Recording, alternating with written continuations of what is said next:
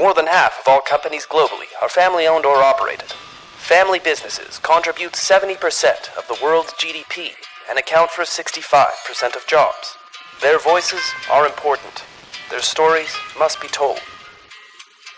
Brought to you by the award-winning publication, Tharawat magazine. This is the Family Business Voice with your host, Ramya El-Agami. The gradual march of artificial intelligence. Prognostications on a future with artificial intelligence, AI, range from slow and imperceptible change to a radical new world where machines rule the earth, but Michael Haenlein takes the middle path. In Haenlein's latest article, co-authored with Andreas Kaplan, A Brief History of Artificial Intelligence on the Past, Present, and Future of Artificial Intelligence, he suggests that AI will have a gradual but increasing presence in every aspect of our lives. While there exists ample room for speculation in the rate, at, and ways in which we will adopt AI, its eventual adoption is without question. According to two recent studies, AI represents the most significant commercial opportunity around the globe. By 2030, AI is expected to increase the global GDP by 14%, a margin that translates to an injection of approximately $15 trillion. To counter the popular fear that AI stands to take over in some sort of global coup, Haenlein demonstrates that we've coexisted and benefited from it for almost 80 years. Since its invention in World War II, AI has slowly but steadily grown into the spaces where it stands to improve our personal lives and workspaces. Enjoy this episode with Michael Haenlein. As you know, our focus, our editorial vision is really to provide content that allows business owners to find out how they can make their businesses last over generations, right? So that's the key to this. And I think the artificial intelligence conversation is a very important one because it poses a big challenge for businesses to understand how and when it will impact their businesses, how it will transform them, what it will mean for them, and how they can befriend the technology as opposed to fear it, I would say. There's a lot of misunderstandings, as we know, around AI and its development, etc. Hence, very interesting for us to discuss with you today your latest article about basically the history and the provenance of AI and where it is today and where it's going in the near future. And I think this probably already busts one of the biggest myths, the beginning of your article really busts one of the biggest myths or maybe misunderstandings that people have around artificial intelligence, which is that this is somehow a recent phenomenon or has only started very recently to be developed as a technology. So maybe you can tell us a little bit more about busting that first myth would be a good start, I think, is to tell people when actually the development of artificial intelligence has begun. Yeah, so I guess it all depends on what you define recent, right? But for me or for us, the beginning of artificial intelligence essentially dates back to roughly the end of the Second World War. So let's say roughly around about 80 years. And what is interesting is you had two very interesting parallel developments, one in Europe and one in the US at that time. Mm-hmm. So you had in the US around 1940, 1942, a person called Marvin Minsky, who was a professor at MIT at the time, and who was a very big fan of science fiction stories. Mm-hmm. And a very famous science fiction artist that you probably may have heard of is called Isaac Asimov, and he wrote a story called Runaround, in which he lays out, among many other things, the laws of robotics. Mm-hmm. And if you have ever seen any superhero Marvel movie where some entity wants to destroy the world, it is usually implicitly based on these rules. And Mr. Minsky was fascinated by looking at how robots work and how they can change the world. And this has led to a whole stream of research at MIT about artificial intelligence at the time. And in parallel, on the other side of the ocean, you had this person called Alan Turing, who was a mathematician. Many people may know him. There's a famous movie about him called The Imitation Game, who was hired by the British Army, essentially, to do something that humans were not able to do, namely breaking a code that the Germans used to communicate during the war. It's called the Enigma machine and Enigma code. And what Mr. Turing did, he took a type of computer that was developed first in Poland and refined it, and developed on the way the first type of personal computer able to break this type of code. I'm saying personal computer, but it was literally filling an entire room. And it took an entire day to make a calculation that now your iPhone would probably take a second or two. But what was so amazing at the time for Mr. Turing was seeing that this machine can do something that humans cannot do. And we discussed artificial intelligence last time, and I mentioned, I think at that time, that humans are really not good in judging what intelligence means and what intelligence doesn't mean. So humans are, in a certain way, whenever they see a machine being able to do something that is very hard for them, they assume that the machine can also do all the things that are easy for them. So when Mr. Turing saw this machine being able to break that code, he immediately asked himself the question, but what does it mean to be intelligent, and how long will it take that this machine actually becomes more intelligent than we are? And he wrote a very famous article about it in which he proposed something which is called the Turing test. And the Turing test essentially says, if you have a conversation, 5 minutes you talk with a person, and 5 minutes you talk with a computer who talks back. And after these 10 minutes, you are not able to say who you talk to. You cannot able to differentiate who was the person, who the computer is. Then the computer has artificial intelligence. And he proposed this as a type of system, as a theoretical test in the 40s, in this article. And it took about 20 years later, in the 60s, until somebody at MIT, Joseph Weisbaum, developed a software that is called ELIZA. ELIZA was trying to replicate a therapist in your computer. And ELIZA is, you can Google it. There are many implementations now online about it.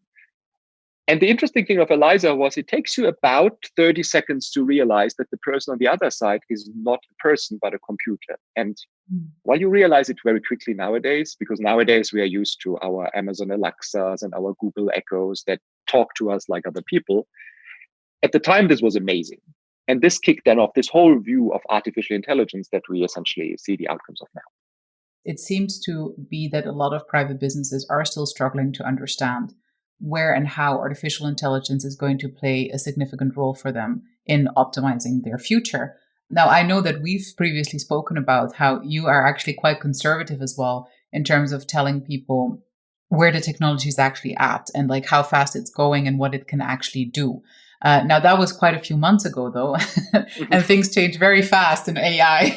They do. But I think it would be interesting for us to maybe just recap that a little bit and just understand, like, if you today address the business owner, like, where are really the points in the present? We'll talk about the future in a second. In this present moment, today in 2019, 2020, what are the things where you now say, well, AI is now a must in this area of your business and everything else is going to come over time. But like, where you really feel like, okay, this area of business, there is no negotiating anymore. Okay. AI has to take over. It's an imperative now.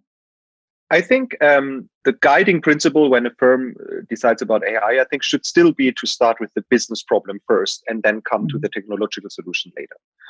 I talk to many firms who ask me exactly this question and who say, how can I use AI? And the question that I ask back is, well, what is your problem? Where do you have activities that generate disproportionate costs? Where you have activities where you think you could generate more revenue? What could be optimized?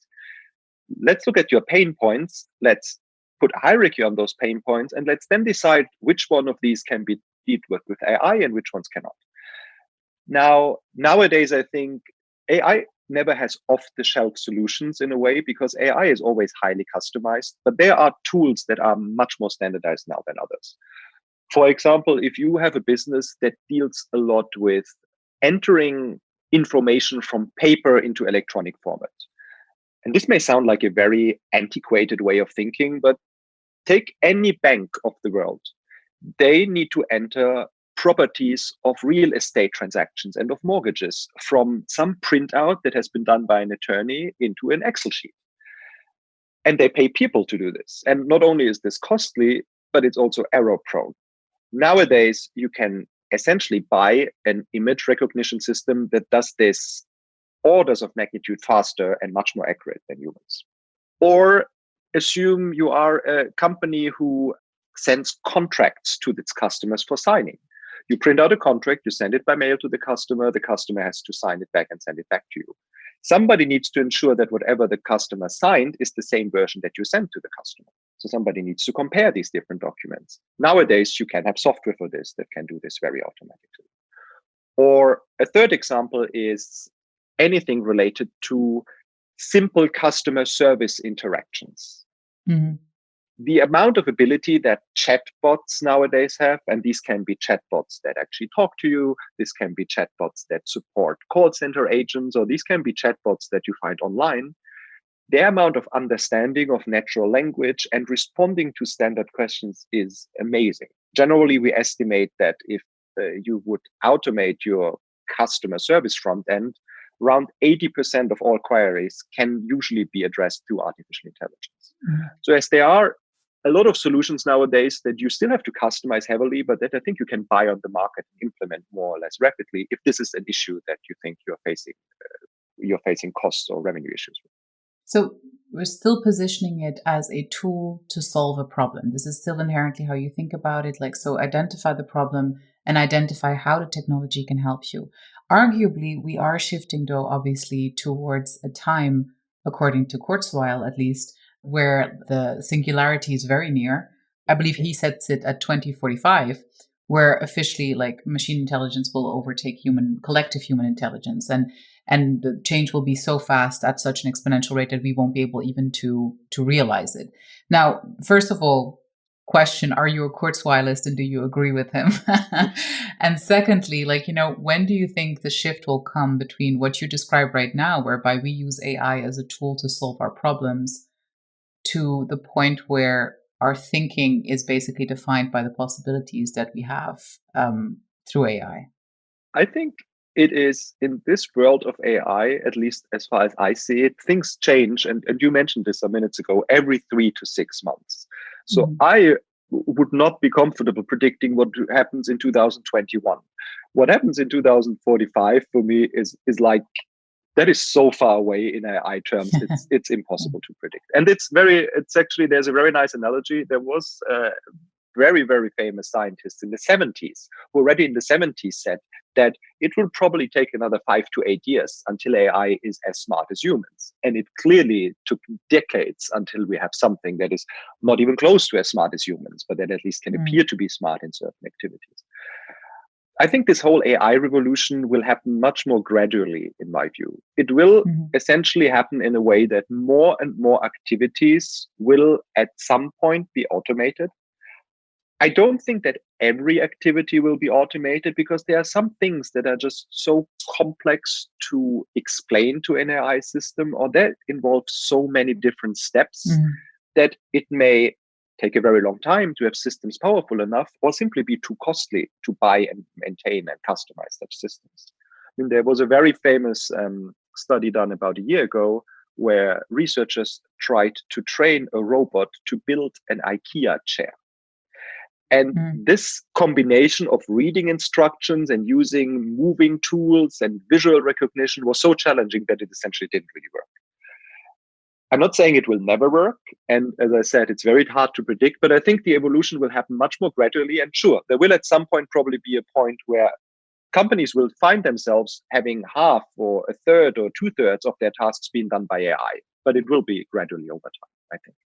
Today, so as you just mentioned, there are like varying scientists and varying business leaders have had varying opinions and have been pronounced about AI over the decades. And some were more accurate, others were totally wrong in retrospect, of course. And as you said, hard to predict.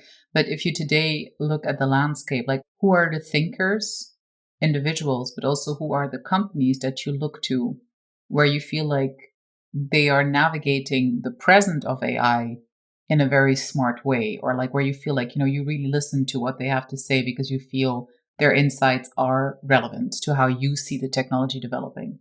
What is very interesting in the field of AI, when you look at thought leaders, is that these thought leaders 30 years ago used to be in academia. So 30 years ago, I would have said, you look at MIT, you look at like the leading institutions in, let's say, in the US or in Europe. And now I think the thought leaders are actually in companies. So I would say if you wanted to look at the best companies doing AI, you probably should look at somebody like Facebook or Google. But the problem is they do not let you look inside what they do. Mhm. So it is very hard to use them as benchmarks because these are private companies, and some of the evolutions they do, they may share, and many of them have hired scientists who publish articles about it. But many they keep secretly for themselves. So these are certainly the companies you can look at about the potential, or even the people like Elon Musk and all the universe of companies he has created. But it is very hard to get the details about it. Mhm. And when you as a company really want to look for help and try to find out who can help you to implement these things, what I see is there is an abundance of small firms that are highly specialized in individual tasks and that are very, very good. I have identified in many different countries, highly skilled people. And the problem is less to find the availability of these skills, but to find these skills in the ocean of small companies who provide extremely hyper-targeted solutions. And that's what I see most companies struggling with right now. They struggle with identifying the right problem where I can help. And once they have identified the right problem where it can help, finding the supplier somewhere in the world that can actually provide this type of solution. And it may not necessarily be the big company. But there is naturally, like, as you said, like, I think this is where it starts as well. Like, so even if a company's leadership has the willingness to implement AI wherever it makes sense, there's still the whole company culture that needs to be adjusted. So there is a severe amount, like very significant amount of education that needs to be done across all employees, across anyone who comes in touch with whatever AI will be taking over in the company as well. How do you estimate, like, today we still see a lot of fear when it comes to, like, people associating AI with job loss, people associating AI with like a huge threat to their relevance in the workplace. How do you see that shift evolving in the next few years? Do you feel like as we become more acquainted with its possibilities, that fear is going to abate? Or do you think that employers really have a responsibility to make a huge effort in education in order to make people feel secure? I think they do have to make a huge effort because it is a scary technology. Many employees will see their current jobs disappear in the form they have it now. And what you have nowadays, what you see in many companies is, for example, that employees are currently tasked with preparing the upcoming change in AI. A very common task that many companies nowadays do is called data labeling. Assume you are a factory producing car parts, and you want to identify which of these car parts are defective and which ones are not. The easiest way is to hire 10 employees who look at every single part and label it manually as being defective or not, have an AI system, use all of this as an input, and then learn from it and ultimately replace those 10 employees by an automated system. And this is clearly a fear that is present, and it is clearly a fear that is justified. And the early stages of AI looked at science fiction literature as inspiration, but we can also look at science fiction literature of inspiration of what can go wrong. And there are very famous novels. The most famous one is called Snow Crash, that essentially describes a world in which a very high share of the population is tasked with meaningless things and who considers their work life so boring that they evade themselves into a world of virtual reality. And I think we as a society need to avoid this world, and companies have a very strong responsibility of possibly even deciding of not going the full route down if AI, if this means that the company essentially disintegrates from an employee perspective, and managing this fear that might be over-exaggerated, but in many cases has a justified base in it. And this also brings us to how you, in your recent article, have looked at the future from a micro, meso, and macro perspective. I'd love to, round off our conversation with you explaining exactly what you mean by that, because I actually think it's a very comprehensive way of looking at the various levels of implications that we might be seeing in the years to come. What we realized in our work of AI over the past years is that actually we always talk about the market can regulate things and we should be as liberal as possible. But AI seems to be such a major and fundamental change that we actually need regulation on multiple different levels. We need regulation on how to regulate AI itself, how these algorithms should be regulated, because one day or the other, these algorithms will take decisions that impact lives in a very fundamental way. It can be decisions like how to drive self-driving cars and how to decide how to drive a car in an accident. It can be decisions of automatically analyzing X-rays and deciding who gets lung cancer treatment because he may have lung cancer and who doesn't.